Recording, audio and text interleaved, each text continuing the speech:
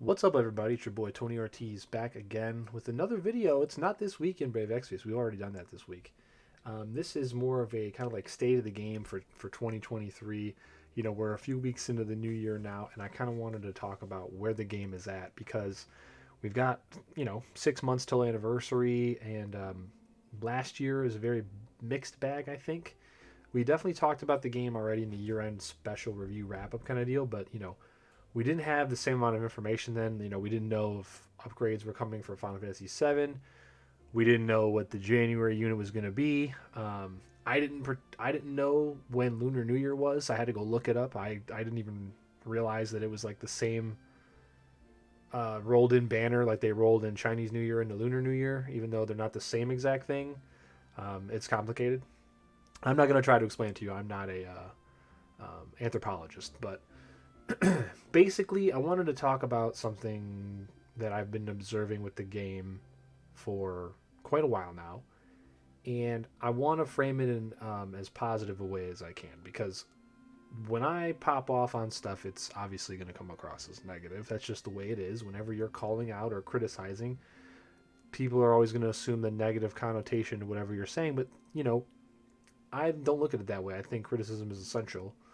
If I'm doing something wrong, I expect to be criticized and people to bring it up. I mean, how do you know something's even going wrong unless you get that stuff? A lot of times you have blinders on. You need outside perspective, and But when it comes to something like a video game or any hobby or like entertainment, like I spoke about a little bit earlier this week, if it makes you happy and you don't mind allocating resources to it that could be allocated somewhere else and you don't want to do the calculus, then there's nothing wrong with throwing your resources towards the hobby that you like. Sometimes people will get into hobbies to make money, or sometimes they'll get in it to relieve stress, or sometimes it'll be for both of those things.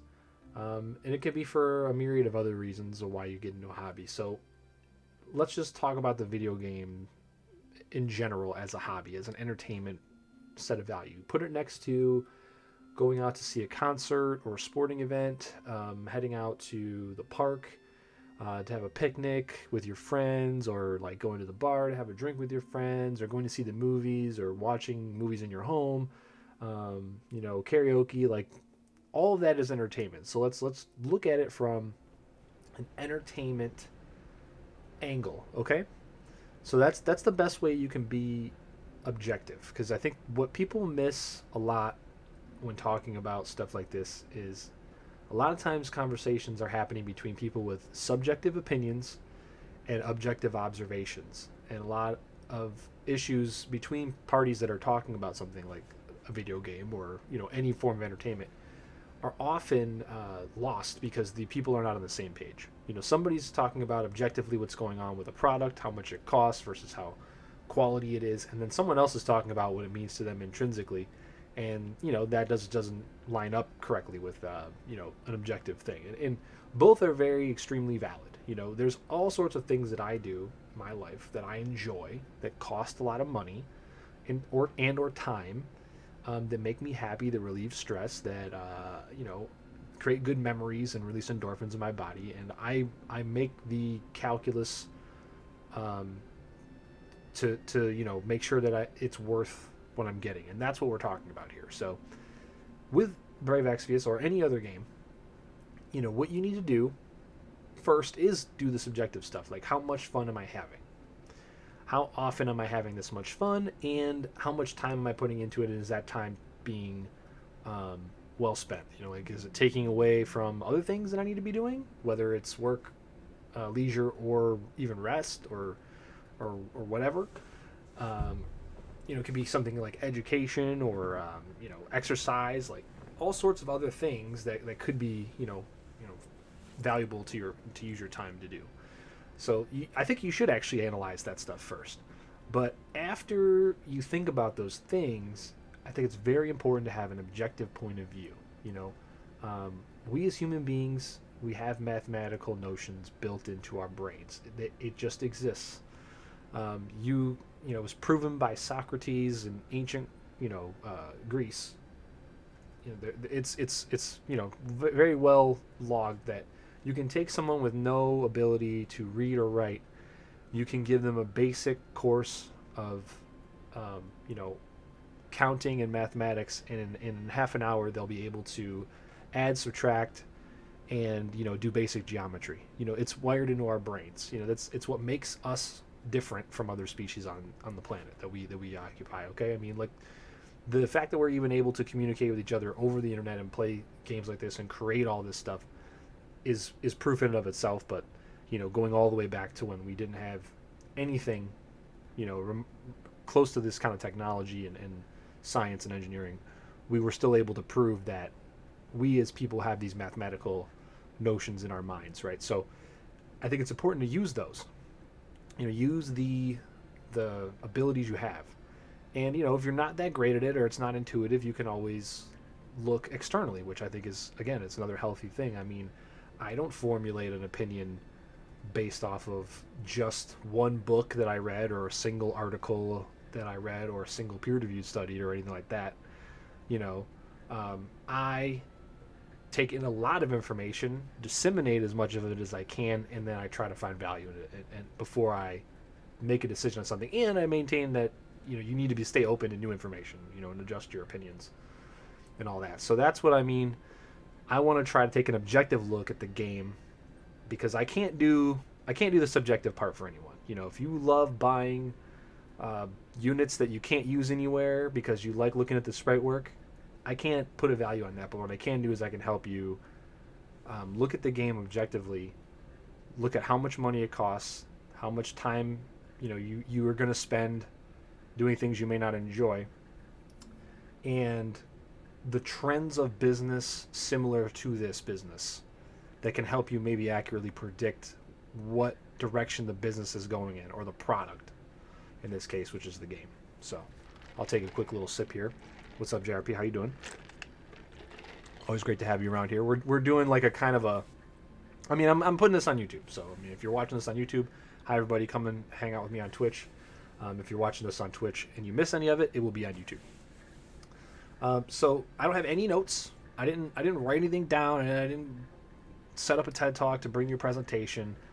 I'm doing this in my normal style, layman conversation. Am I intelligent? Sort of.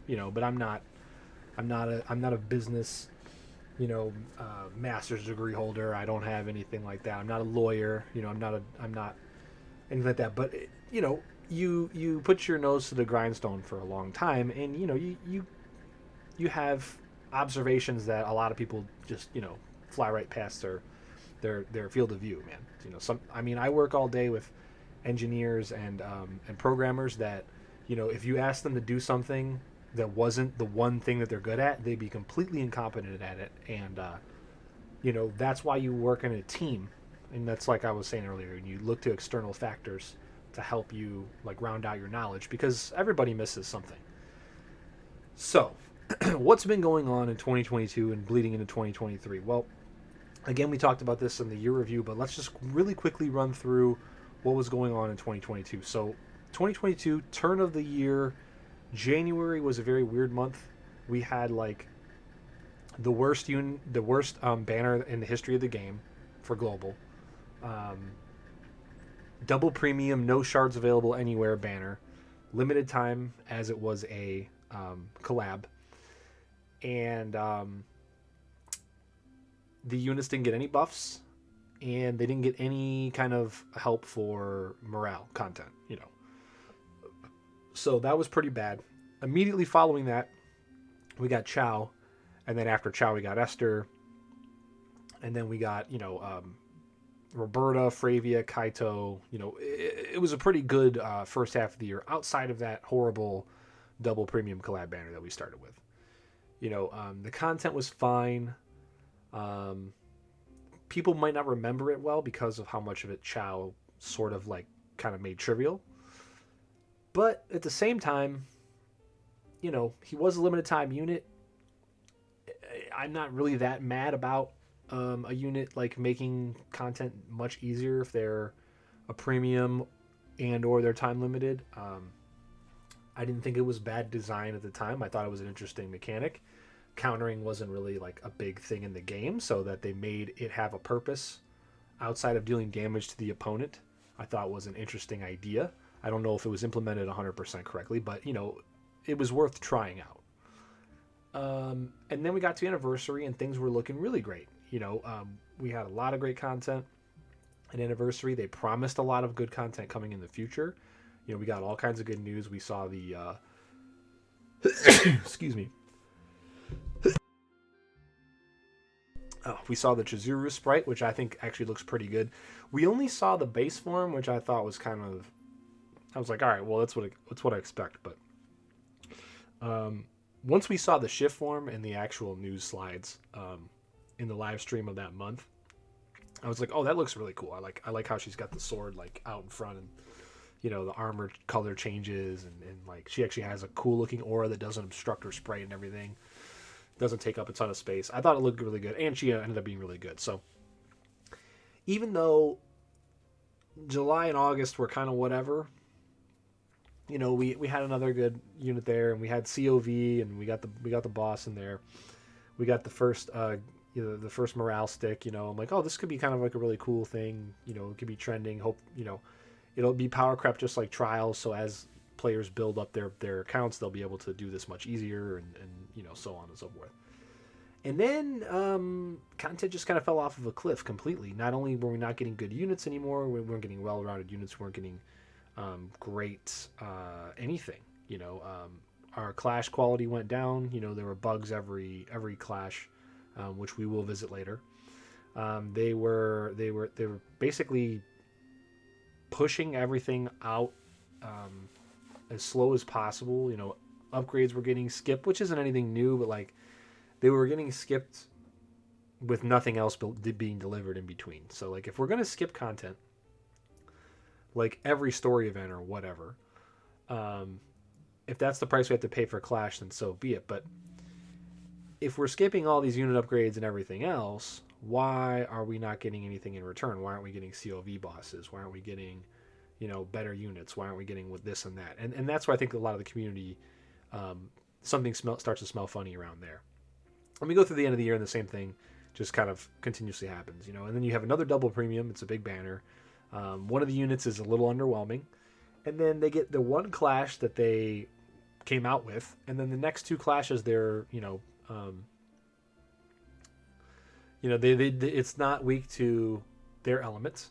Or, well, the second clash was weak to their element, but it was immune to basically physical damage, like unless you were just willing to sit through this terrible RNG fest, and and you had like a whaled out account full of gear. And then this one, it's not weak to either of their elements, or to any of their elements, light, wind, or lightning. Which even with wind and lightning, there's a lot of damage drop off from those premiums, and then you could still use them because they're imbuable, but they lose a lot of damage again. So it's a very awkward situation. You would think that like, okay, well, this is a global exclusive product in terms of Clash Wills. This is a global exclusive collaboration, double premium. They didn't plan for like the next 3-4 months to make sure that the units were at least on one of their imbuable elements, if not their best element. Very, very interesting, and that's kind of like the recap of the year. Is a very up and down year in terms of up for the first half and severely down for the second half. And the reason I wanted to recap is because when you have such a steep downward slope, it's very difficult, especially as somebody who's putting time and effort into the product, to see a way back, right? Like you can't predict a way back. You need to see it happening. For instance, like, if some other companies putting out like a phone every 4 to 6 months, like a new model. If you get 5 or 6 bad models in a row, you just don't believe a good one's going to come until you see it actually come out and the testimonials are there. So that's just the way we observe the world. It just is the way our brains work. So when I talk about the downward trajectory of the game, I'm not saying that it's impossible to reverse and, like cash out now and get out of the casino. What I'm saying is that it's very hard to be positive when there's no trend that points you in that direction. And when you look at the other products that are similar to this product and the market that it exists in and the company that it's published by, the trends are even worse, you know, in as indicators for where we're headed. Now, again, doesn't mean that that's where we're going. I mean, you can't predict the way the market's going to go or the way products are going to work every time. It just doesn't happen. If you could, you'd be, you know, super rich. You'd be in an ivory tower with all your stock money and all that.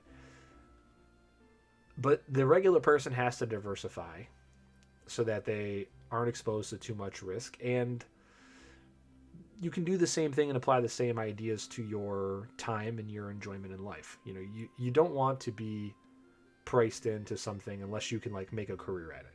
You know, like if I practice pool or snooker for like 10 hours a day and I became a professional player and I can make a living, then, you know, it kind of makes sense to have so much of my time devoted to that hobby, right? That becomes a career.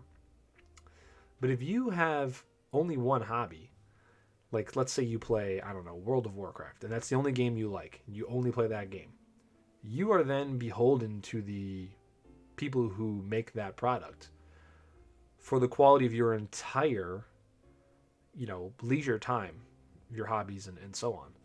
And that's just not usually a good way to go. And I know a lot of people watching this are probably thinking, well, nobody does that. But you would actually be quite surprised how many people have only one or two hobbies. They like them and then they stick with them through thick and thin, no matter what. There's a lot of products out there that do very, very, you know, bad business launches, and they make serial bad stuff year on year on year, and they remain profitable. And that's because there's a strong group of people around that product that just will not let it fail. And you know, in my observations of the time I've been alive, that isn't sustainable for very long in the Western economy and culture. It is a bit more sustainable in the Eastern economy and culture. And that's just the difference in cultures. There's no right or wrong there. But it even eventually, you know, like titans of that industry, you know, whatever it is, the more you continue to make poor product and poor decisions, the bigger the door is open for someone else to come in and put their straw in your milkshake, to quote one of my favorite films out there. And you know, you're just kind of like asking for someone to take your business and take your community and your consumers and move them on over. So the decisions that are being made, I can't even say if they're Gumi or if they're Square or what. You know, I don't have the eyes into the behind the scenes here, but you can kind of just put together what they've been doing, and you can try to use those as indicators for where the game is going to go in the future. And I want to make sure that people, you know, they don't, you know, walk into something expecting the best, get the worst, and vice versa. You don't want to like expect the worst and then like, you know, have everything improve in like 2 months and do a complete turnaround, and then, you know, you've already quit, you've walked away and all that. So the best thing you can do in most scenarios when it comes to finance or anything like this is to just stay the course, observe, wait and see how things go, and then adjust accordingly. You know, you won't be the first person to be on the cusp of something like a big win or a big loss, but, you know, you also won't be gambling, you know, with your time or your resources or whatever. So I think that's the most important thing, you know, like you just have to like keep a level head, observe what's going on, make sure that you apply what you observe to your actions, and, you know, just wait and see and let them either prove you wrong if you think that they're in a downward direction, or, you know, prove you're right if they're on an upward direction, or take the according action if like things just get really, really bad. So I just wanted to get that out of the way before we talk about, you know, like any of the other things that I'm going to talk about. But we will be going over, that's called like the sunk cost fallacy, what JRP just mentioned there. And I will definitely talk about that because it applies to me too. It applies to anybody who's put any time into any like kind of live service game. We're going to talk about some of those things. But I just want to finish rounding out like the big events and stuff that, you know, from last year. I mean, there's no other way to talk about this. We have to mention it. You know, we lost probably one of the best community managers for a video game community that I've ever seen. You know, I've been a part of a lot of communities going all the way back to, I'd say like the biggest online community I've ever been a part of probably was, well, I guess I was technically a part of the World of Warcraft community, but like I never went to forums and posted for that game. You know, like I go all the way back to EverQuest in 1999. No, 8. When did that game come out? 97, 98. I don't know. Oh, I think it was beta 98, and then I think it was like April of 99 was like the first year you could like actually buy a real subscription and log on and play on live servers with everybody. That was the first giant video game that I was a part of that had an online community. And I've been involved in online communities regarding other entertainment for a long time. So music, of course, my whole life, as soon as the internet existed, you know. And then Valve games, so the source-based engine stuff, and Quake and the Quake-based engine stuff. Those are like all of the 3 or 4 things in like the mid to late 90s that I got on board with. So, you know, and I was actually involved in the communities around those games. And I've been involved in countless since, and most of them that I really enjoyed and put time into, I did, you know, frequent forums, you know, before we had Reddit, you know, where now everybody just goes there, typically. And I can't say that I can think of off the top of my head a better community management team or person than Shaylee, who we lost last year. It's rare you get somebody who has the skills to do the job, who cares enough about the product, who really likes the product so that they don't lose their motivation, and also has the willingness to stand up to bad decision making, or at least convey that their disappointment. And I'm not saying that I firsthand saw any of that, but you could really tell that there was a lot of times where something wasn't satisfactory, and that was obvious, and it came with like a preface where, you know, she would go like, look, I know this isn't like, you know, going to be great, but, you know, rest assured, like I am communicating with the people who make the decisions and letting them know like this is going to cause a bunch of problems. Like people are not going to like this, so that, you know, and that's rare because a lot of times CM spots, you're like HR in a company. You know, you join for this reason thinking like, oh yeah, I'm going to represent the consumer base or the employees or whatever, and then you end up just being a tool of the suits that don't know what they're talking about.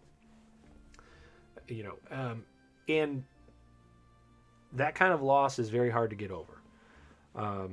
I think the only other community I would say that has something comparable is probably like Warframe. I think Warframe has a comparable community management team. Although I think the thing about them right now is that their community manager was actually so good that she was promoted to creative director of the game. So that is a pretty good example of how good someone can be at the job, you know. And then the person who took her spot was the person who was directly underneath her for, you know, 5 or 6 years, you know, being basically like, you know, learning how to do exactly the same job. And there's nitpicks you can make against that community, as there is with any, but, you know, that one is like a one where you go, okay, well, the person that we had is still directly involved, is even more directly involved with the decision making now, and then their understudy is now the person that stepped into that position, right? So there's really no way to replace that person. But when you look at what Gumi has done in 2022, is they haven't even filled that role at all. Not technically. You know, you couldn't call Tony or Justin the community manager. I don't think that's either one of their official titles. I've never seen that. So I think they just operate without that position now. And when a vital part of your business is lost and you make no effort to restore that loss, that's not a great sign for the future. And I think that was probably the first major sign that we saw last year. Again, the Xenogears banner, I would say, is a very, very bad sign. But they adapted to that. Okay, so like that was a really bad idea. And then the next premium with Esther, they didn't make any of the same mistakes. You know, they made her shards available. They made her shards available on the pull. You could turn them in. You could buy them with VIP and so on, right? So at least with that negative, they were able to learn from that and make a course correction. But I think losing her was the first time we saw a big mistake in no course correction. And I think that, like I mentioned, the first half of the year was pretty solid. But the thing is you can hit home runs all day, and then if you start missing every swing, and you don't practice more, and you don't like hire a new coach, or you don't do something to fix the issue, that issue is just going to fester and get bigger. You know that you can apply that to any form of business, any kind of product or company or whatever. And that started like the downward trend. So now where we're at today is probably the biggest valley. You know, they call it peaks and valleys, so, you know, highs and lows. So we're at probably the biggest valley we've been at since, I don't know, probably the last time when I quit, which was probably just after third anniversary, I think.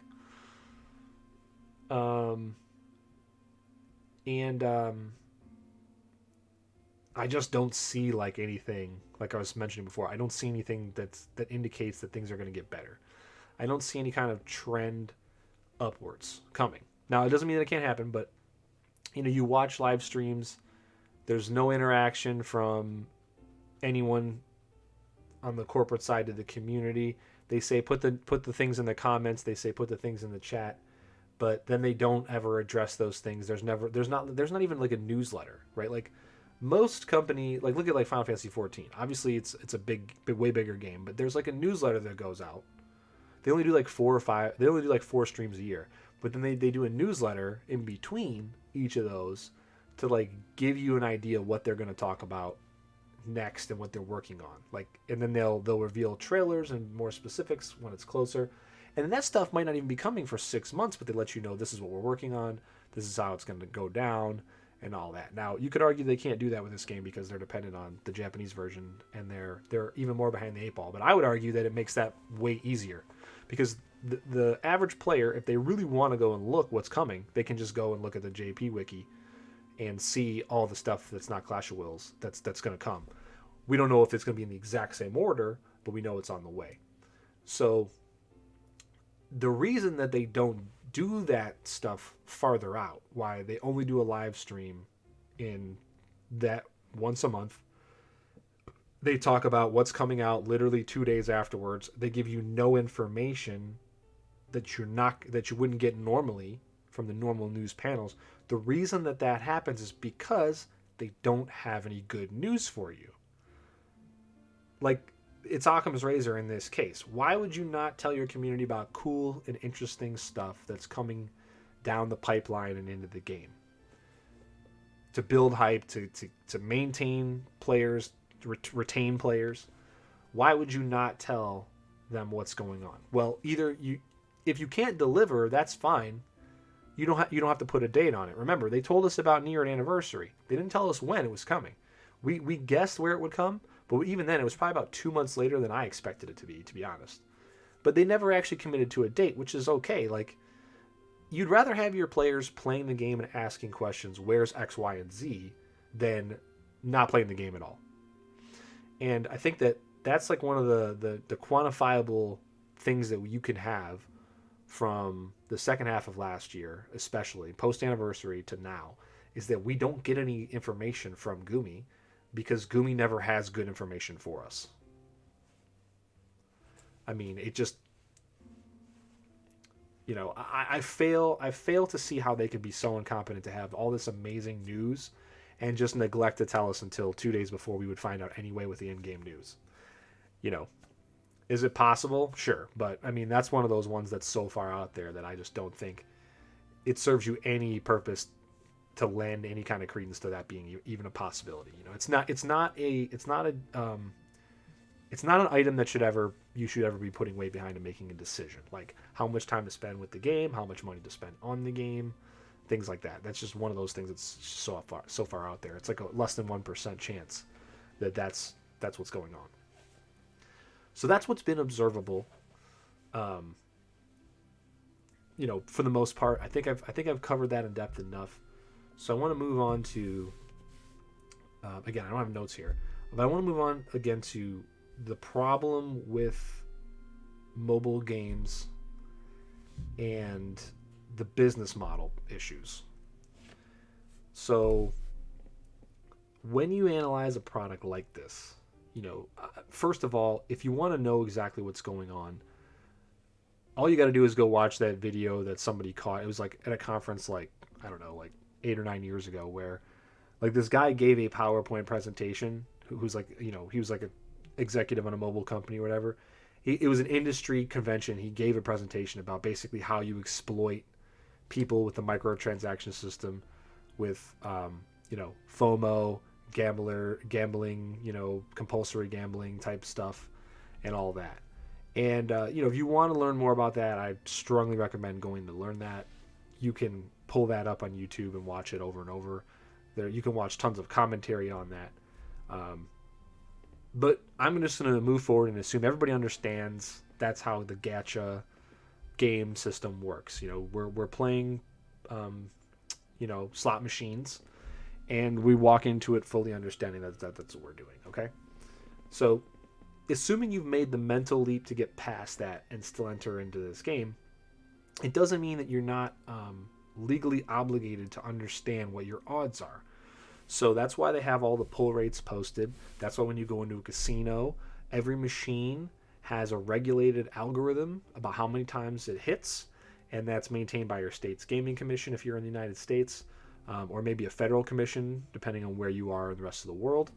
And those machines are inspected regularly, and they are maintained regularly. And if any kind of foul play is found, you're talking about, very, very serious crimes and all kinds of lawsuits, not only from consumers, but from the company you work for if you're responsible for any kind of tampering or so on and so forth, right? So the information is available to you, and I'm not going to say that it excuses this kind of business model.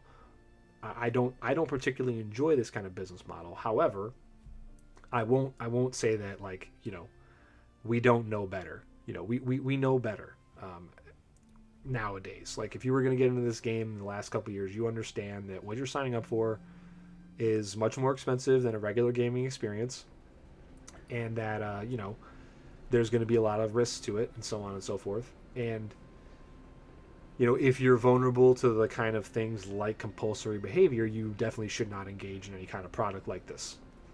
And that sucks because there's a lot of products out there where, like, it's a very unique product, but the only way to engage in it is this model. And I feel really bad for people who do things like I was talking about at the top of the video, to relieve stress, to feel better. And some of the IP that they really enjoy, some of the gameplay they really enjoy is locked behind these exploitive gambling type mechanical systems that are designed to prey on them. And that's unfortunately just, there's nothing I personally can do about that except for, disengage from those kind of products as much as I can and express that I don't enjoy them either, and I don't enjoy the results of that kind of predatory behavior and practice from companies. So I think that's a big enough disclaimer to just go ahead and move on and talk about what I was talking about this week and so on, and this business model. So let's analyze Final Fantasy Brave Exvius' business model against other games' business model. Okay. So FFBE in particular is an outlier in this industry. If you look at the subgenre of game that you're playing here, you're playing a turn-based RPG, where there's damages in numbers, and you have a value of or an order of how many turns your characters take versus whatever you're challenging, right? And you get equipment, and you get different units or characters or heroes or whatever you want to call them to put in the game, and you use them and you take on challenges in the game. So it's a turn-based RPG. It's a pretty popular subgenre on mobile. Now, where Brave Exvius is a even bigger outlier in its own subgenre is two huge factors. So the first is the actual gameplay. Most turn-based RPGs do not have a chess style of turns. Okay, where I make a move, then you make a move, then I make a move, then you make a move. Okay, that's very rare. Most games in this subgenre on mobile, the characters and the challenge object, whether it's a boss or other somebody else's team of characters or whatever, often will have a speed value, and then that speed value will lead to when people take turns. So there's a lot more of alternating turns. My team doesn't all go at once necessarily. It depends on this statistic in the game, and then we go from there, right?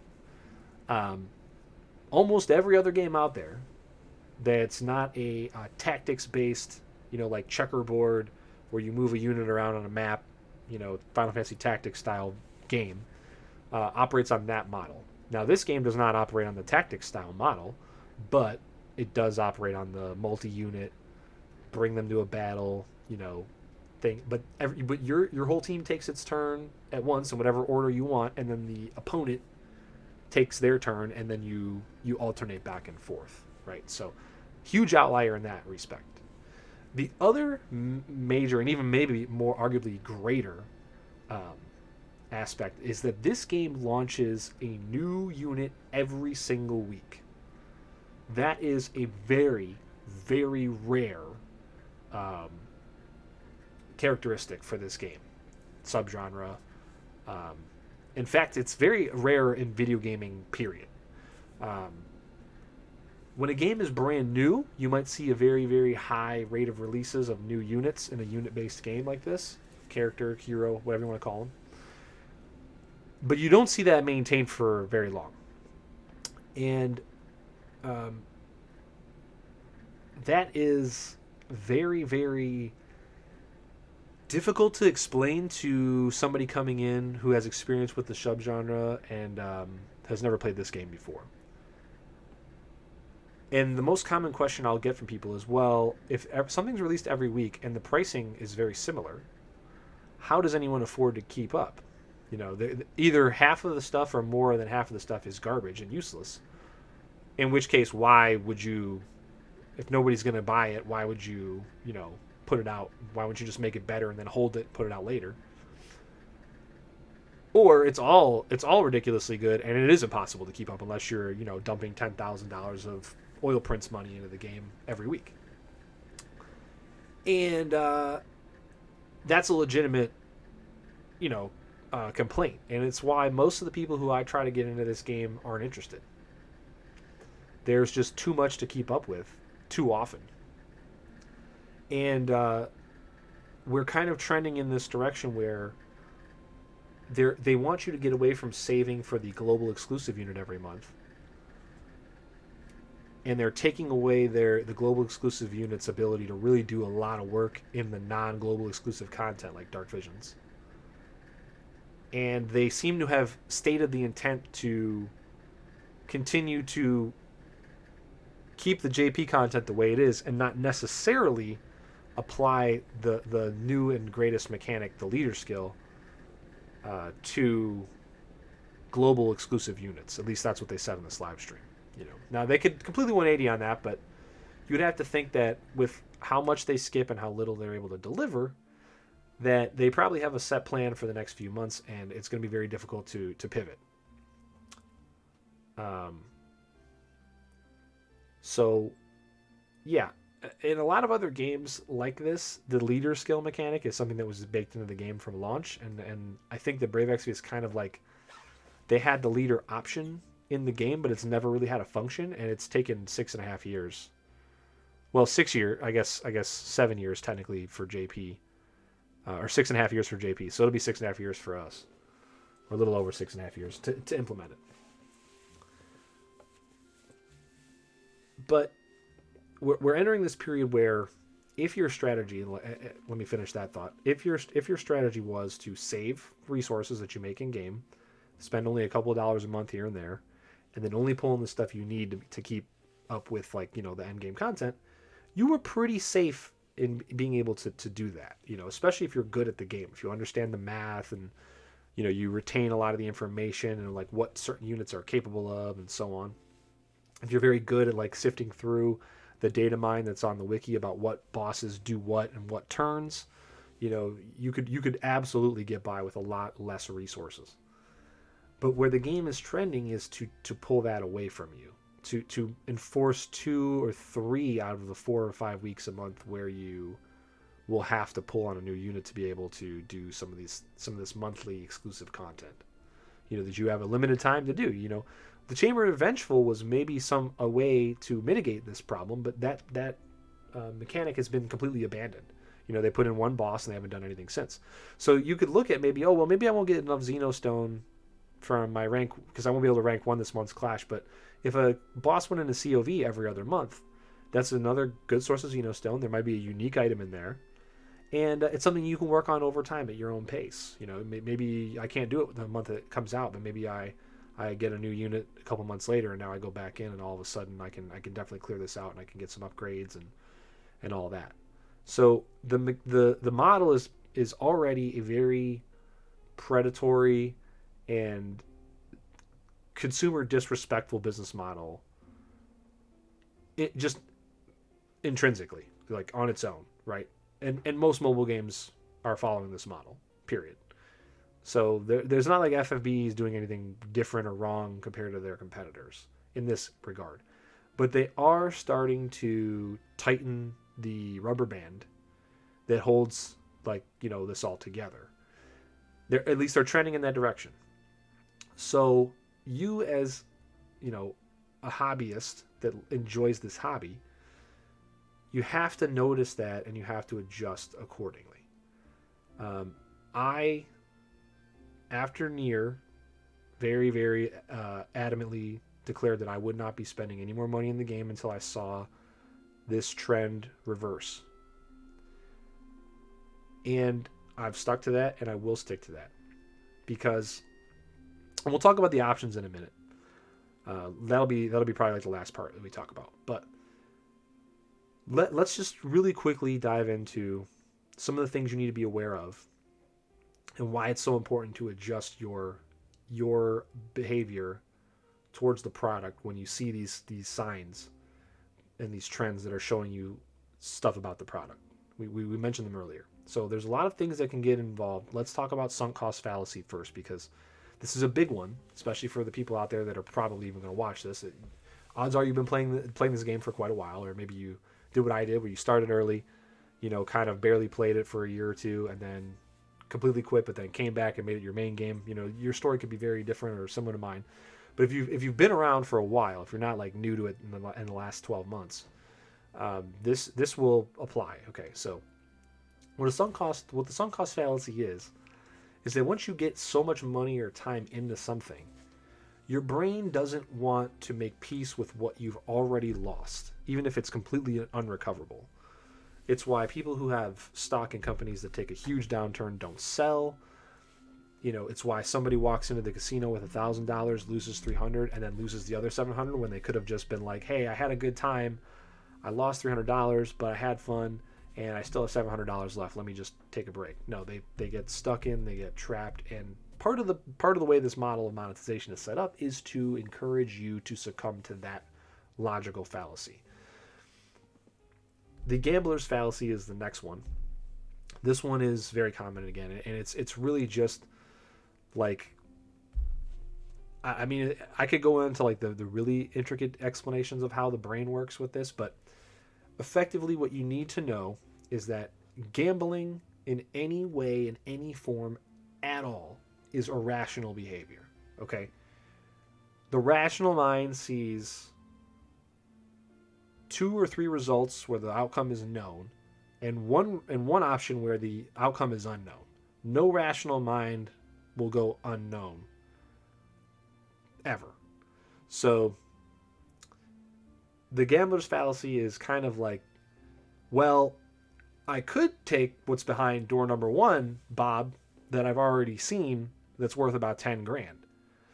But there's $100,000 prize on the that's potentially behind door number 2, but there could also be nothing behind door number 2. That's gambler's fallacy in a very, very poor and garbage layman analogy, but that's as far as we need to go into it, right? Just because you win $1,000 and then you don't double down and win $10,000 does not invalidate the winning of $1,000. Okay, your situation is better, guaranteed here, or it could be worse, and you don't gamble when it could be worse. That's not what gambling is for. Gambling is a leisure activity, just like anything else. Drinking a beer, watching Netflix, playing this video game. You are going to lose a certain amount of resources, whether that's time or money or both. You're going to lose something in return for hedonism, endorphins being released, some kind of experience. Even if it's a poor experience, sometimes you're going to have fun losing money. If you're around people that you enjoy and you think about a poker game at your friend's house, where you just sit around and even though nobody knows how to play, you just have fun talking to each other and spending time together. But you're investing time, you're investing money, and you're gonna lose some part of that, right? So the rational mind does not operate with gambling. The rational mind, as we talked about, the mathematical notions that are in your head, they're set up to calculate and give you the best outcome for what you need to succeed. And that success in your brain is just a substitute in the modern mind for survival, right? So all of our instincts, the way we're hardwired, are survival based, and that first, and then reproduction second. That's all organic life. So what you have to understand is that,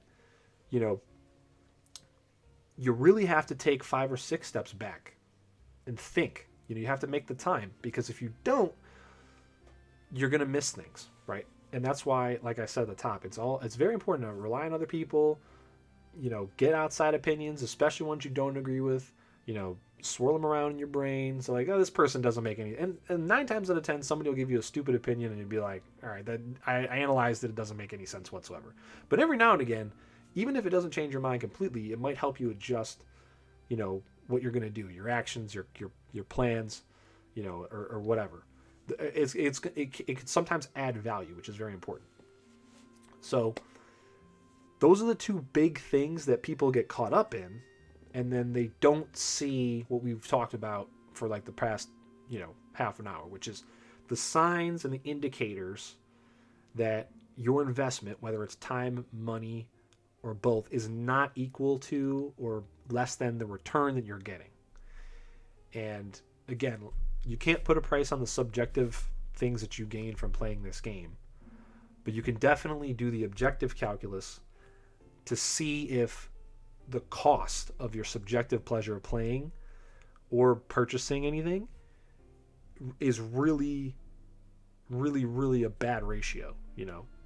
It's never going to be worthless, but like there's sometimes when you if you go to the store and you see a gallon of milk for $5, you see another gallon of milk for $10, and they're looking like the exact same product with the same date, made by the same company, you absolutely have the ability to go, well, let me just grab this one over here, that's $5, and that's what you need to do. You need to try to get the experience to a point where you can decide, is this good for me? Is this bad for me? Does the good outweigh the bad? Right? That's what we're looking for. Oh.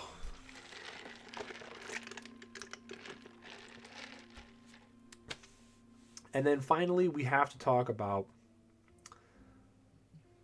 the company itself. So this is obviously not the only mobile game that Gumi produces. And it's a very weird structure.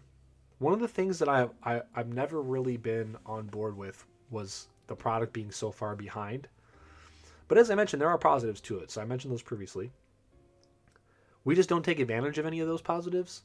And you would think that the things that you would be able to get in front of because of that would be another huge positive, but they just don't happen in the global version of this game. Like when there's a bug in something in JP and they see it 6 months ahead, They import that bug directly right on into the game and don't fix it until a month later, or however long it takes them. And I've seen people talk about stuff in Discord and Reddit and all that. Sometimes you have somebody claiming to be a former developer or whatever. And it's like, there's no way for me to vet this. I'm not a journalist. I don't have the skills or the resources to or a career in doing this kind of thing. But let's just take a reasonable perspective, on this. So if the system works the way that it's been explained to me, where it's very difficult to change anything that's coming in from the JP version, the best way to deal with things is to add additional items to the stack. We'll call it the stack because that's usually what the industry will call it. So let me define what the stack is. The stack is just basically like the tasks or the items that you have to do. So like if I have to code in 4 different things, like I have to code in Sephiroth's upgrades, the new fight, the Clash of Wills, the whatever, blah blah blah blah blah. It is what it is. That's why we have Clash of Wills in the form we have it in. It's much easier to just add the Clash of Wills part into the game than to alter Dark Visions to make it more challenging with different sets of rewards for us. And that's why we didn't get our upgrade on Dark Vision rewards, or that's what they'll say. And this is the way that we've explained it when we're operating under an assumption here. Again, I have no idea of how this is how actually the game works, and I would not be surprised at all to just find out that there's just like only 2 programmers working on this game when there should be 10 or something like that. So let's just again operate on this assumption. So you lose all this stuff coming in. You know it's coming. You have to wait for it to get fixed anyway. And you get no communication from the company about why they're not able to see this stuff down the road and be prepared for it. And learn from it and stop making the same mistakes over and over again. And that's an indicator of, things aren't very good. It should go into the calculus that you do when you're thinking about how much fun is the game, how often are there problems, and what's the quality of the product, and so on. And the company is ultimately responsible, no matter who makes the decisions, from top to bottom. I'm never going to get upset with a coder for making mistakes. I'll get upset that the management has not provided enough people on that team to where there's not enough redundancy and oversight and stuff like that to make sure that those things don't happen. The solution is not to fire this guy and get somebody better, almost ever. The real solution is to have more hands and eyes on the project. But that involves spending money. It involves investment from the corporate side, and that's just not something most corporations are big fans of. Corporations, in general, in almost every case, very, very, very rare, under 1% exception to this, will figure out a way to make the product, get it stable, and then they will cut down to maintaining that product with as little expenditure as possible while continuing to charge the same amount of money or raise the cost. And they will use any excuse they possibly can to justify the raise in cost to the consumer. And that's just the way corporations work in capitalism. In most unregulated, unfettered capitalism, which is pretty much what the West runs. Very heavily deregulated. It's nowhere near, like Europe runs a much higher regulated system of capitalism than North America does.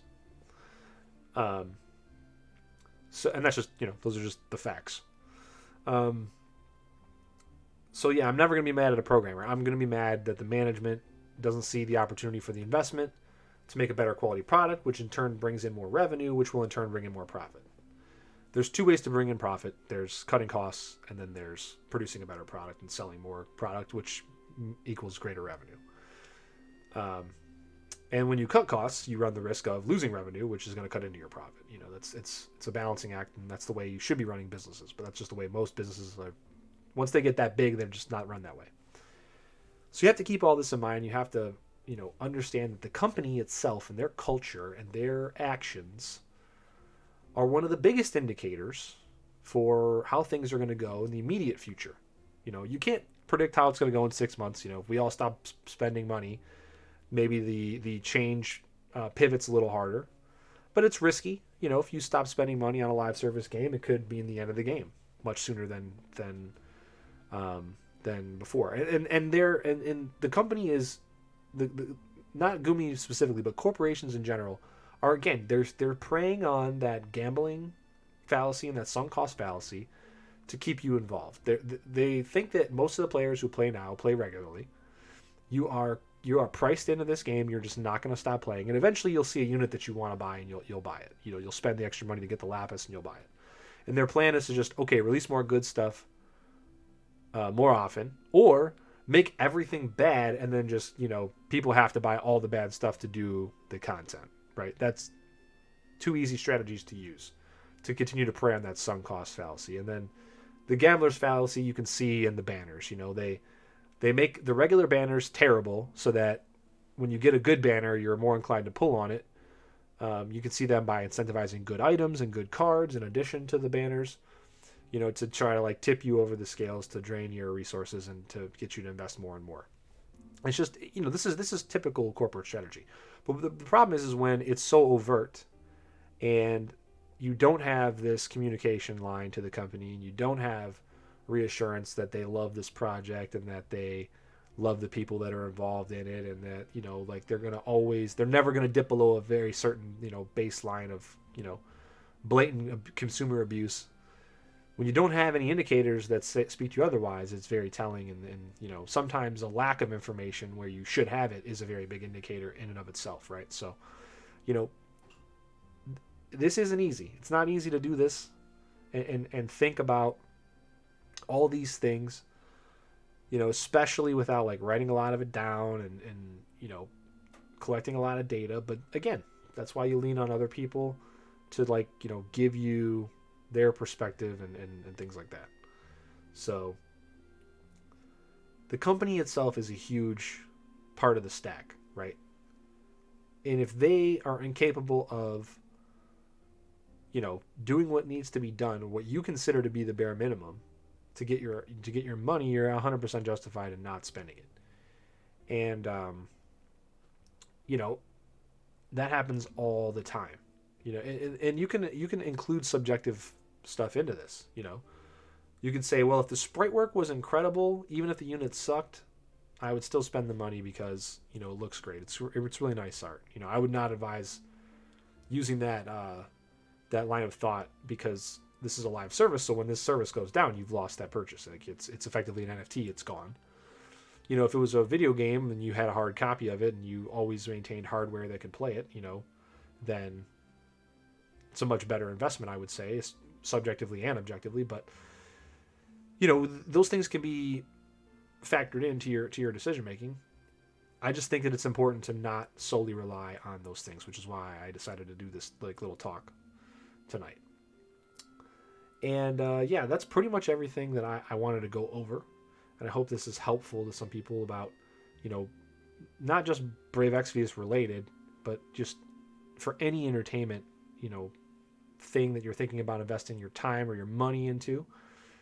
And, maybe how to approach the decision from a more reasonable and rational space, other than just, I like this, let me dump all my money into it, or let me dump all my time into it. Sometimes you have to take, like I said, not just one step back, but several steps back to get to the actual, real perspective. It's like that standing too close to an elephant or whatever. If you're standing one step away from an elephant, you take a step backwards, you still can't see what you're looking at. You have to step far enough back to where your vision sees the entire situation, right? And that's what we were really focused on today. So with that being said, I want to show you an example of something that, really is a big problem in the game. Okay, so I loaded up the game this week on my phone. So I was on mobile first, and I had this happen to me. It's continued to happen to me. I loaded up emulator, which is what we're on now, and it's continued to happen to me each time since. And I want to show it to you because I went on Reddit and I asked if anybody else was having this issue, and pretty much I got no responses that said yes. And I've powered through it a few times, but I just want to show you what we're talking about here. And this is kind of like a microcosm for like a lot of the issues that we've been having. So this is Clash of Wills. If you're unfamiliar with it, this is the end game of end game modes in this game. And I turned on all the hardest difficulty stuff. So I'm just going to go ahead and play the game normally here for a little bit. And I'm going to show you what happens to me. And this, again, this is on a top of the line Android phone. I'll show you my phone here. It's a Galaxy S22 Ultra, so it's like basically the most expensive Android phone you can buy at the moment. Again, like you could have a Pixel, you could have like the new Pixel that's like $200 or $300 less than this. It's not going to come with like, you know, as good of a camera or like a built-in stylus with smart mode and all that shit. It's a very fine device. So either one of those two things, I think you would be thinking about in your mind. This is like the equivalent to like I don't know Apple shit, but like I think it's like whatever the Max Pro is of this model from 2022. That's what this is. So it's not the phone, it's not the device. It's a brand new, completely updated set of Android. Again, this isn't happening to many people. This is also an emulator. This is a 64-bit BlueStacks, the Nougat 64-bit. So this uses Hyper-V and a bunch of other Windows services to like smooth everything out and make it run properly. My FFBE client will not work in any emulator except for this 64-bit super version of BlueStacks. It just crashes as soon as you go into any battle. So I've went through this and I've seen it happen. And you know what? We can do this right now. The glitch might not even happen, but I want to make sure that like it's happened to me every single time. And it's only been 2 days since it's been less than two full days since the patch has been live here. So I'm just going to go ahead and play normally.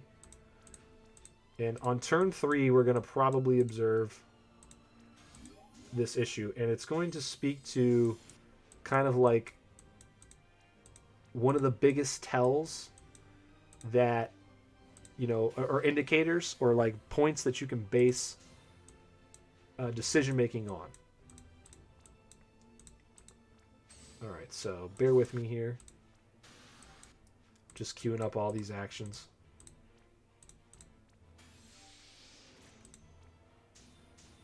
And again, I said that the issue we're going to run into is on after my turn 3 is completed.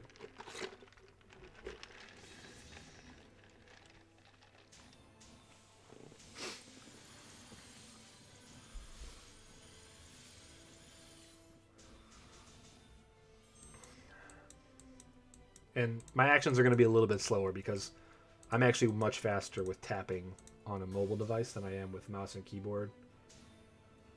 Or with mouse as a substitute for tapping on a mobile device. I mean, I think most people are, but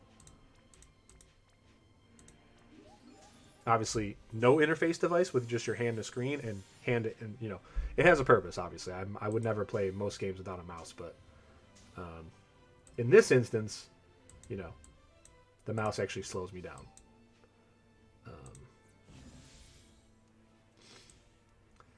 And also, I'm following a turn chart specifically to make sure I don't make any mistakes.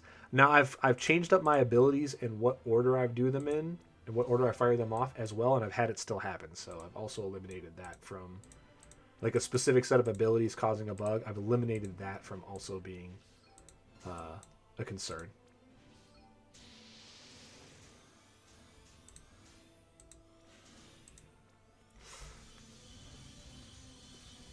I've also not used the auto button at all on a clear, and I've had the same thing happen. Okay, so we're coming up on turn 3 here. I'm going to go ahead and, you know, just do my actions normally.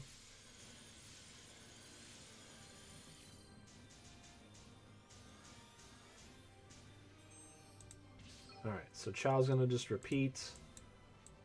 Sylvie is going to shift.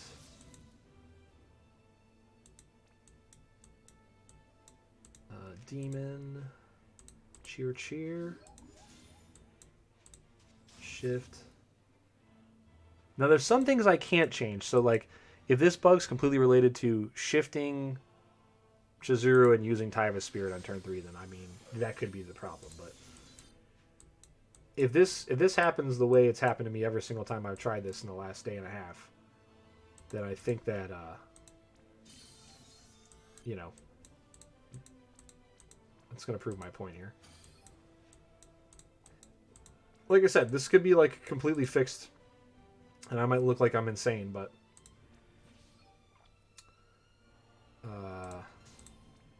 throw this off. Okay, now, after my turn ends here, before the boss starts to queue up its actions, the game should crash.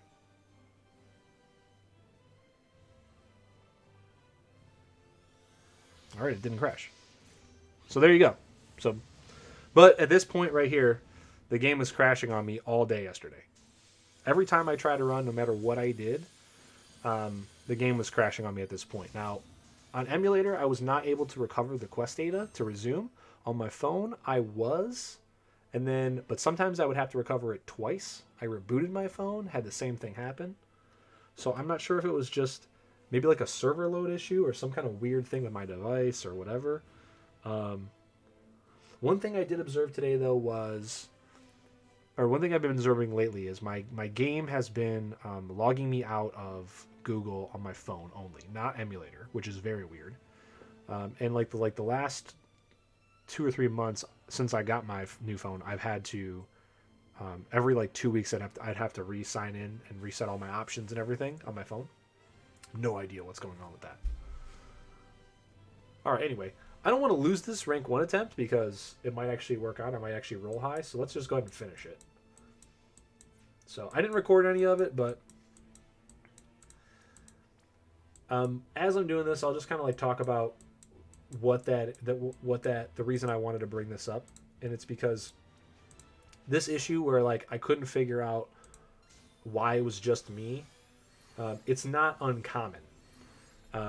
In the last 8 or 9 months, pretty much every Clash that's come out has either had a really poorly done mechanic that they didn't think about, or the boss has been designed in a very lazy way mechanically that is artificially difficult, or like it's just been broken and not working properly. And then it doesn't get hot fixed. It gets fixed the next week during maintenance, and that's just something that's really discouraging for a lot of people. Because they spend their money and everything, and to be not able to do something for like 7 days is like what if you planned a vacation and you needed to get your Clash clear in this week because you're going to be in like Hawaii or like Fiji or something for like a week, and you won't have time to play, right? So that kind of thing just isn't considered usually by soulless, faceless corporations.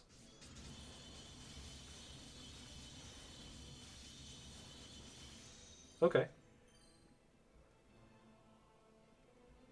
I'm trying to...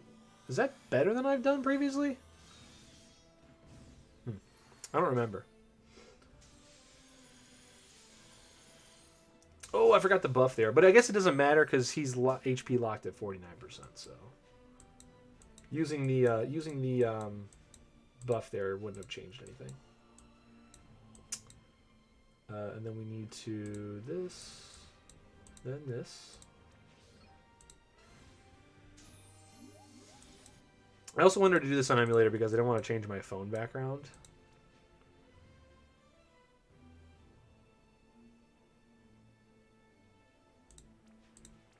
Oh, and Paladin's defense.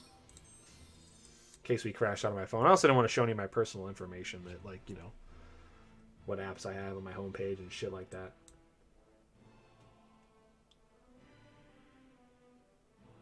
This is devastating. But I kind of wanted to show this bug. I mean, it didn't happen. I'm really glad they fixed it, to be honest. But at the same time, like, that's what I mean by, like, an indicator, right? Like, if I had this bug going on where, like, just my device was not, I'm going to go ahead and, like, throw in some more skills here because this just says bind once.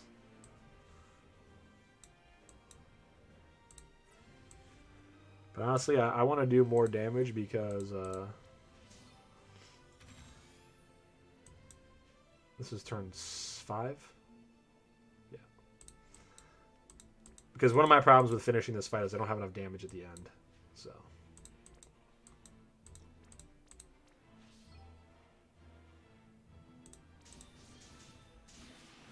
And he heals 10% every turn after you push the threshold. It's like I'm actually going to lose 1% damage here. Which, I hate this mechanic. The boss healing itself, especially for this much, is just the shittiest mechanic in the world. It's artificial difficulty for difficulty's sake, and it's just a lazy cop-out, in my opinion. Okay, so Chow's going to guard. Sylvie's going to demon herself for the mitigation, I believe. Okay, and then Clever Clever. Here we're going to do all the buffs.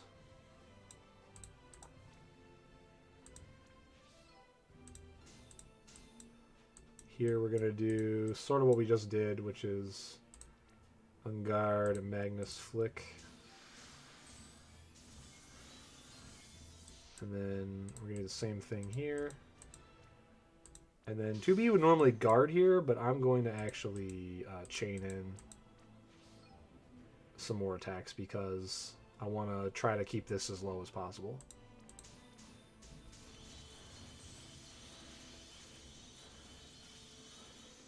Yeah, so we lost 3% damage already. And I'm probably going to end with like 3 or 4% health left before I get wiped. So, you know, is what it is.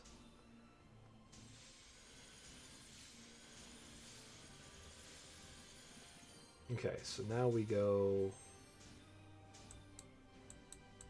same as before. Cover. Re-raise Sylvie, safety re-raise Chow. LB. Beast. Refield.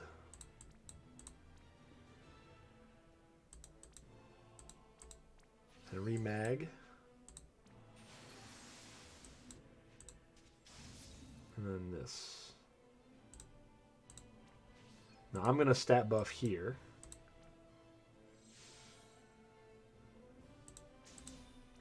Make sure we get in as much damage as possible.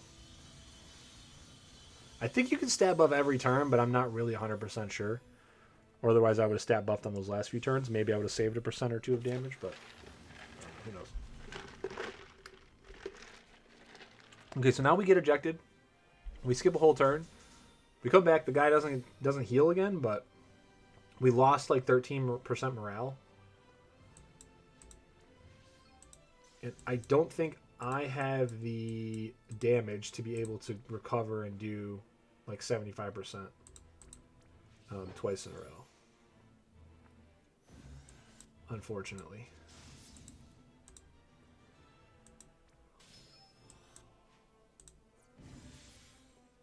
I think if my gear was a little bit better, I could probably pull this off, but it is not. All right, so we're going to send Sylvie and then auto because we want to make sure that Chizuru and 2B's LBs get used right away, and then so that when Sylvie clevers, that it refills their LB gauge. Oh, wait, does this not? Yeah, it does 1,000. Yeah. Okay. All right, so this first for the demon, and then that. Oh, we didn't stat buff. That was really stupid. All right, so I don't think... So I only did 30% there. I'm not going to do 40% on this turn.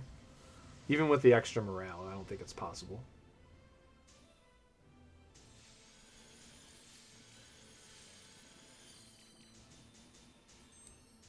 But even without the bug, this will kind of like serve as like a proof as to why I hate the state that the game is in right now. Personally, you know, I'm not speaking for anyone else. Okay, so we want to do... I've got your back first on... Yeah, so we're already kind of screwed here. Because we don't have an LB on Chizuru. Or 2B. We needed an LB on one of them. And we didn't get it on either one, so... We will get one extra turn, though. So I'm thinking maybe actually what we do is... Do we send these guys and then try to send them again? No, I don't think so. This also boosts... Yeah.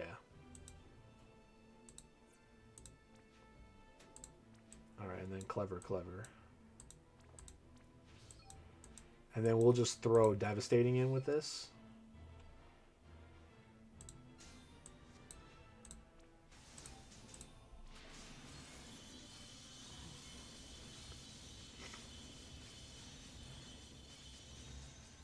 Okay, we might be able to do 23 on turn 11. I don't know. It's going to be tough without 2 BZLB, though. Oh, or we just don't get Omni cover? Okay. Yep, that's RIP. There's no way we can do it without Chizuru.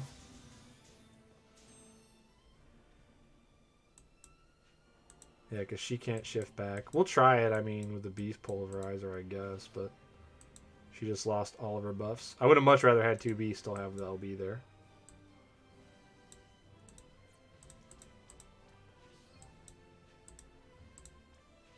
And then, does this actually do an EN? No, this is a boost. It's not an actual. And it's probably worn off.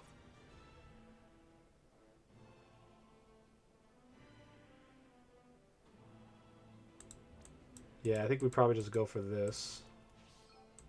And then Sylvie, do we re-love?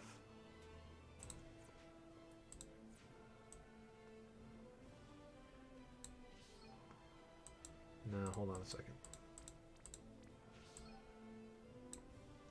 Okay, so what do we have here? We have ice, all this ice stuff, all that still. Okay, so we still have all Sylvie's stuff. And we have the demon. Is that off cooldown? Okay, yeah. So what we can do is we can poach demon. I don't know, Ayaka maybe? And then double this. And then we're not going to live past this turn, so we may as well just shift here and get chaining in.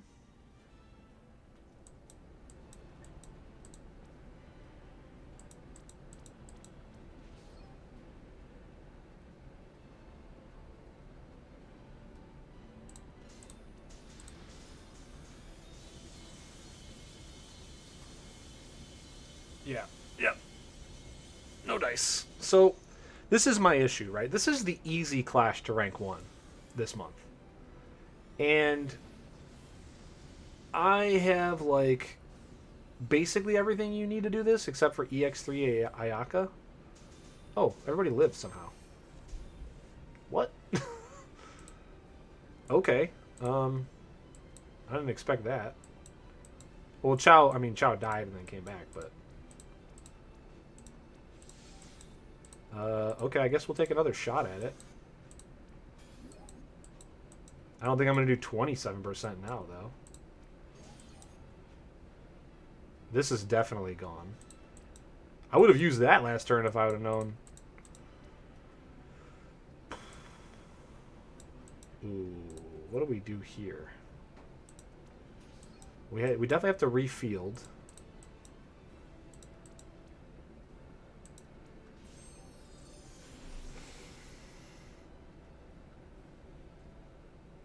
Do I pray that these guys still live through the cover and boost? Yeah, because it's all allies.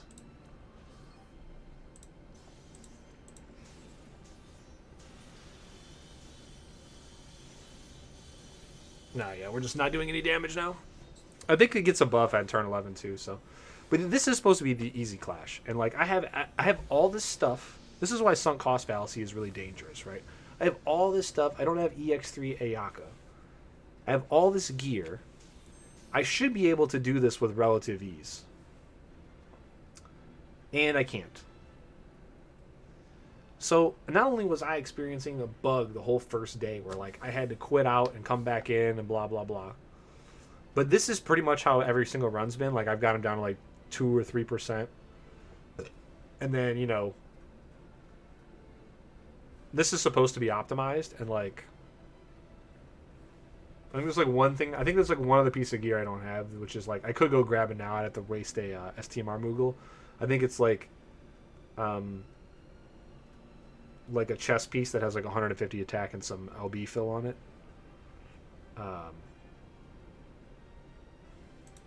And I don't know. I think it's just like when you run into like brick walls like this, when you run into brick walls like you run into in December, where like Yeah, it's the hard clash, but it's basically completely undoable unless you have like all the specific stupid stuff and the Unity DX3 from this month. And then you run it into the next month where like the clash unit itself is not very good. Um, she has a function, but it's not one you would expect, especially for a um, big event.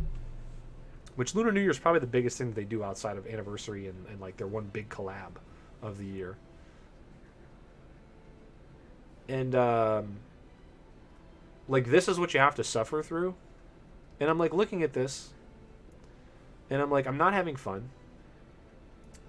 Um, I don't like the mechanics.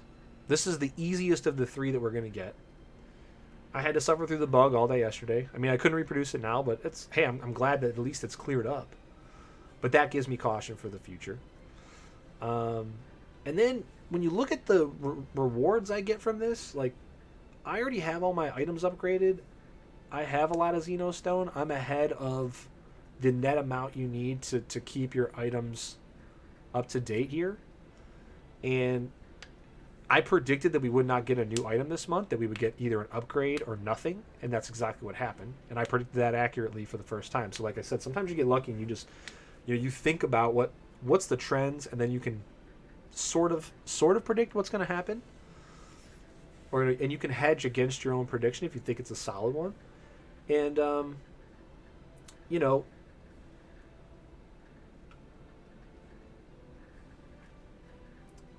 if you're not having fun, if the stuff isn't priced appropriately for what you get out of it, and so on, you just kind of have to pull yourself back if you want to keep your happiness at the maximum level possible. So I've said this 100 times over. I like the community of players that play this game. I have some issues with some of the content that gets created, but mostly it's about arrangement and like accuracy and like end user friendliness. Like it's not about the actual meat and potatoes, like the nuts and bolts, the whatever analogy you want to use, the actual like content itself. The presentation is more of what I have an issue with. But it's a smaller community. You're not going to get like spectacular, well thought out, perfect presentation from a lot of the people who create stuff. So like I don't want that. I don't mean that as a knock. I mean that as like I'm not saying that the community is perfect, but I am saying that the community is a great community full of great people, and I appreciate that, and that's part of what keeps me playing. And just as a personal aside, make sure that all the stuff we talked about tonight you keep context of too. Personal story for me. I think this is very important, so I'm going to share it. And it's when I was pre-pandemic working. I had a couple different jobs where I had a lot of downtime during the day. And I was on site 5 days a week, and I couldn't do a lot of stuff to kill downtime on my work PC or whatever. So what I had was my phone, right? And I didn't want to connect. I didn't want to like bring a laptop in and like connect that to the company network, because the company, has like full site, and you basically sign over your device when you connect to those things. And so I had my phone, and that's when I started playing games on my phone more seriously. Around 2015ish, September of 2015 is like when I went back to like a full-time office job where I had like 10 hours of real work to do in a week and like 30 hours of downtime. So I spent a little bit more money on mobile games because I got so much more time out of them and entertainment out of them in the course of the average week. And that's what's very important, is all the stuff we talked about is the context. Like now, if you experience this clash or last clash and you love it, then factor that into the calculus that you make on whether or not this game is doing what you need it to do at a higher weight. I mean, if you love this stuff and you love the grind, then like that should count for more than it would for, say, somebody like me, or in a similar situation to myself. Now that I've gone through this whole thing, and now that I work from my house, my real PC that I'm using right now to do this is right next to my work computer. When I have downtime and I'm waiting for somebody to respond to a message I sent them or whatever, I can just swivel right over here and do something legitimate, like real gaming, not mobile gaming. The Steam Deck alone being available now is a huge, game changer for this kind of situation. So when I scale back what I spent on mobile games in 2020, it wasn't just because money was tight. It was because I was not getting the same amount of value for it either. Not even necessarily from the game, but from my own time and, what I was looking for. And that's important. The context is important. You have to bring those external factors inwards because, sometimes they're bigger than the internal factors. How good the game is might not matter if you don't have the time or the resources that it requires you to allocate towards it. And, sometimes the decisions are going to be very, very easy. Sometimes it's going to be, I can't afford this or I don't have the time. And then that's it. But sometimes it's going to be you can afford it and you do have the time and you enjoy it. But do all three of those things balance out properly? And a lot of times they don't. And, the sunk cost, the gamblers, the even like the human habitual routine stuff that we do. Sometimes we just want to do something with our hands, so we play a mobile game as opposed to reading a book or, laying down on the couch and watching some Hulu or something. All those things are things that if you take the time to think about them, they will become much easier to see in the broader picture. The further you step back, the better your perspective is going to be, the broader your perspective is going to be. And I think it's going to definitely be something that you're going to want to do as soon as possible when it comes to Brave Exvius, because this is a turning point in the game, for better or for worse. It could go way, way uphill from here. It could get much, much worse from here. It could stay mediocre or below average from here. And then after 3 or 4 months, it might take a turn in the opposite direction of where we trend. But what's important is that, you're anticipating that you will need to reevaluate this regularly. And I hope that this is going to protect people from, spending money with thinking things are going to get better. And if they don't, or the vice versa, where if you think that this is the time to spend money because they need the money to make the game better, and you think that they're going to do that, then, go ahead and do that. But I wanted to do something where I kind of went over all of the tools that I think will help people, or the methods, the tools, the methods of how to objectively evaluate what's going on, and incorporate that into your subjective opinion of how much fun are you having and how much time are you spending in the game, and to supplement those things so that you make a sound decision with whether or not to support the game monetarily, to go to free to play and still play, hoping that it gets better, to walk away, and so on. And I've seen people that are in all three camps. I've seen people that are basically said, I'm not really going to play much anymore. I'm not a fan of the way the game's going, which I've already done once myself in the game's life cycle. I've seen people that are like, I'm going to keep playing free to play. I hope it gets better, but I won't hold my breath. And then I've seen other people saying, I'm going to continue to do what I've done because, they screwed up before, and then they've fixed things, and this is just part of the cycle. And, things get bad, then they fix it, and things get better, and it ebbs and flows in 6 to 8 months, and, up and down and all that. And it's nothing new. And, all three of those things are not the incorrect things to do. You have to do what's right for you. I just wanted to make sure that everybody out there has all the tools that they possibly can have in order to get to that correct decision. Because there's nothing worse in life to me than having all the tools to figure something out make the right decision, and then not do that, and then suffer the consequences of something that you could have easily prevented otherwise. So hopefully this was more of a positive or neutral tone. I avoided cursing like a sailor so that this one's easier to watch. For people that don't enjoy that, I mean, personally, that's another debate to have, but I kept it clean, quote unquote, I think for the most part, in case that's an issue for some people with my normal content. And, hope that you found some value in this. And, just kind of like getting the perspective from somebody who like isn't a top level player, but has the units to be able to usually copy what top level players are doing. But who is also now not spending what they need to maintain that doesn't have a lot of the old rewards like reflect ring and stuff like that we sometimes can be the make or break, that didn't buy Paws of Prosperity or whatever, stuff like that. So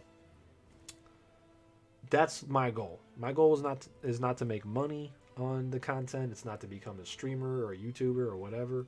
This is just something that is in my hedonistic calculus stack. It's fun to analyze this stuff to me. It's entertaining. It's a de-stressor. Even when I'm upset about what's going on, the experience's evaluation for me sends me in the opposite direction. Calms me down. I relax. I enjoy myself. I enjoy the analysis bit of it. That's why I kind of do that professionally. I do analysis professionally because that's what I'm good at. So, and I apologize if there was too many big words. I just have a very broad vocabulary. I use it. Please ask me questions about any of the points that I've brought up. I'm more than happy to expand on them or try to give you like a simpler explanation. I try to keep things as simple as I possibly could. And it's always going to be a difficult balancing act when you're trying to juggle emotion and logic,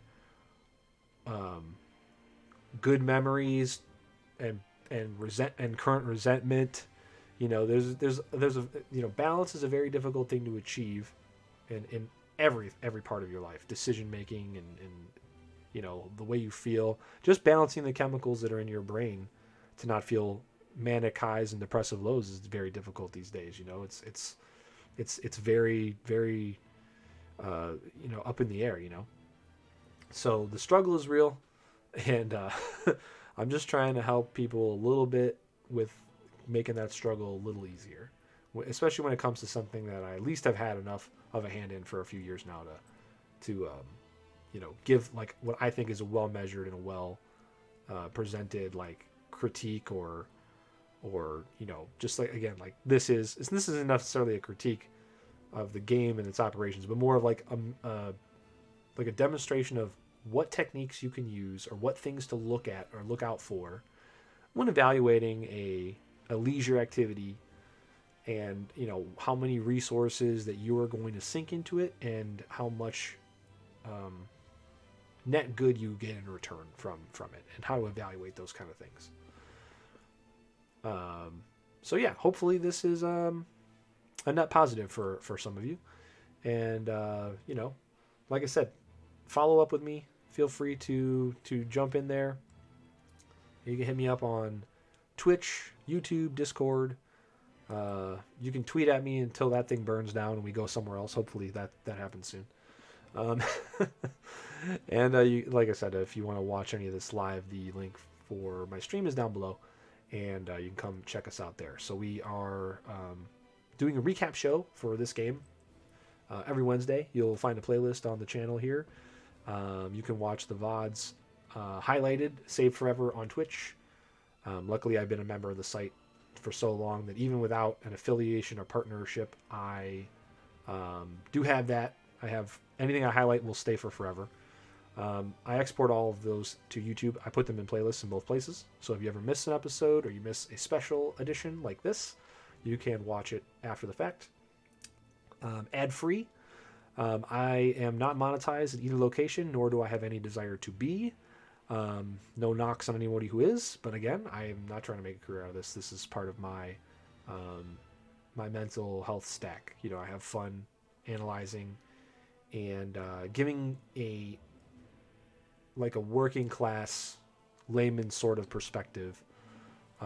Still nuanced and intelligent, but more from the middle of the pack kind of analysis, where most people are, and I'm trying to be that person who shouts up at the ivory tower and kind of either reaffirms what people think or gives the correct information to to upend their wrong assumptions, right?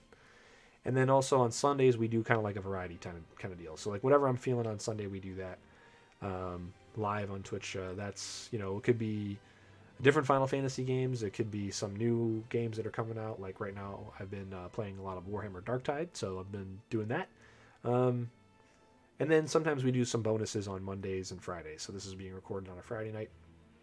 And if there's a special occasion or I have some time off or my mental stack is not overloaded, I'll go ahead and do some bonuses and there and so on and so forth. So yeah, I would like to have a more consistent schedule with some more regularly played games, but right now nothing really is speaking to me and kind of demanding my full attention to where I would actually be able to make that happen. So, but if anything comes out in the future, like a new MMO or if Darktide actually gets patched up to the point where it's a full and complete game, I definitely will try to make a specific separate night for that, as well. So.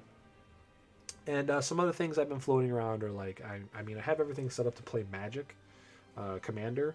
So if anybody is interested in that, we can use Spell Table to do that. So I would love to try to get more of that in.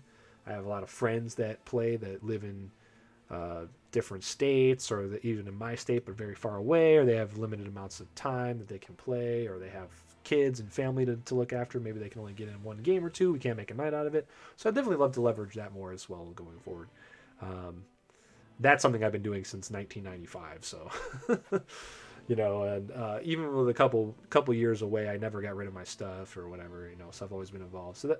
So if something like that's regularly a part of my life and all that comes up, we'll definitely try to add another day of regularly scheduled events to that. But if you do follow that link to Twitch down below, folks, if you are looking at my page, scroll on down on my Twitch page, because my panels are completely filled out. There's the schedule is there.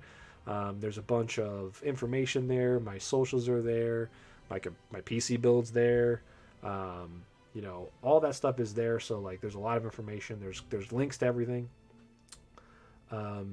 Yeah, and hopefully we see each other very soon, and positive stuff is happening. Hopefully there's lots of cool new games coming out. Hopefully your favorite games get good patches and updates, DLCs, and I hope that anytime you roll that good old RNG dice, that you get the good stuff, whether it's a great new NV summon in this game, it's a decent result out of a loot box that you didn't have to buy with real money, or if it's your favorite raid boss in your MMO dropping the item that you need. I hope that definitely comes to you and all your friends in the future. So until next time, take care, and we'll see you around the channel, hopefully. Tony Ortiz, signing off. Thanks, YouTube.